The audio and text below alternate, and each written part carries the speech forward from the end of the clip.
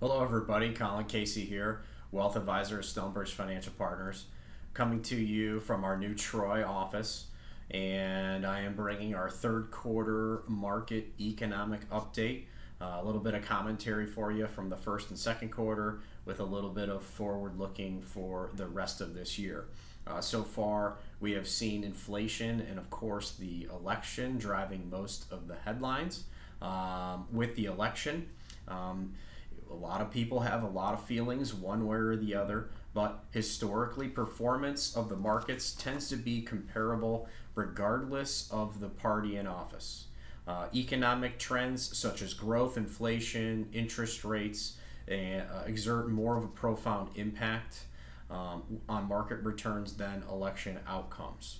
So, as everybody gets emotional one way or the other, just remember that that is not the ultimate driver of markets. It's the publicly traded companies of the markets.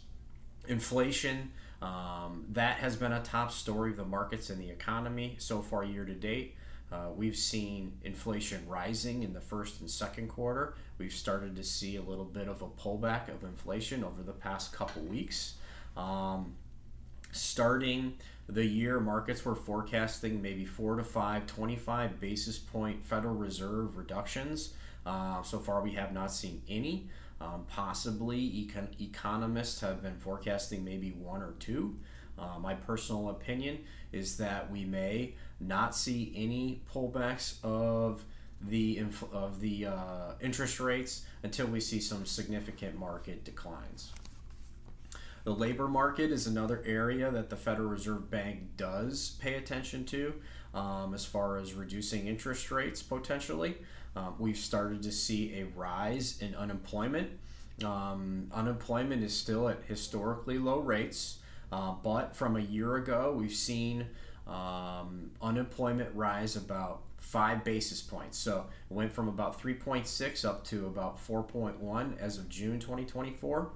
The ratio of job vacancies from the post-pandemic height was vacancies to unemployment. So it was at a high of 2. So for every one job, there's less than 2 people to do it. But now we're at about 1.2 as of April. So it's coming up a little bit better with people actually going back to work.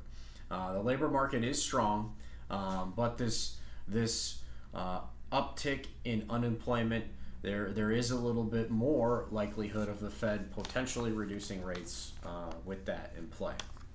The bull market this year in equities has continued. It's primarily been led by artificial intelligence companies.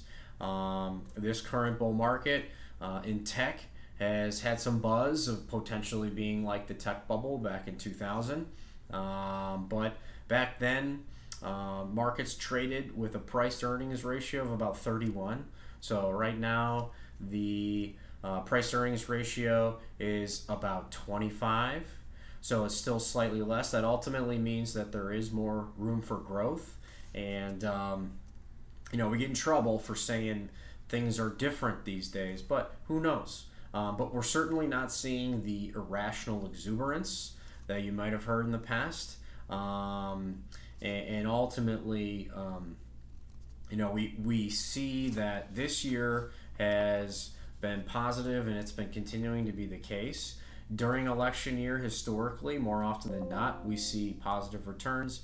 And when January and February are positive, ultimately the year-to-date number has been positive. So far, historically, with track record, we're seeing things continue per usual. In the bond market, the last few years have certainly been difficult with fixed income. We've seen negative returns, price depreciation because of the increase in interest rates. The good news is that with increase in interest rates, we're starting to see higher coupons, so you're getting higher interest rate in fixed income. When the Fed does reduce rates, then we will hopefully see price appreciation. So at the end of the day, transitioning from more shorter term fixed income to longer term fixed income can make some sense right now. And also rebalancing within portfolios. So if we're starting to see all-time highs, Doing your financial plan with your advisor, revisiting, checking in, making sure that you're taking the emotions out of the financial planning process and making prudent decisions based on your lifestyle. At the end of the day, when we're hitting all-time highs, it's a good time to rebalance. So if and when we start to see some market turbulence, then you will have prepared in advance, because nobody knows what holds with the future. We're always here. Thank you for tuning into the video. If you have any questions, please let me know, and have a great rest of your day.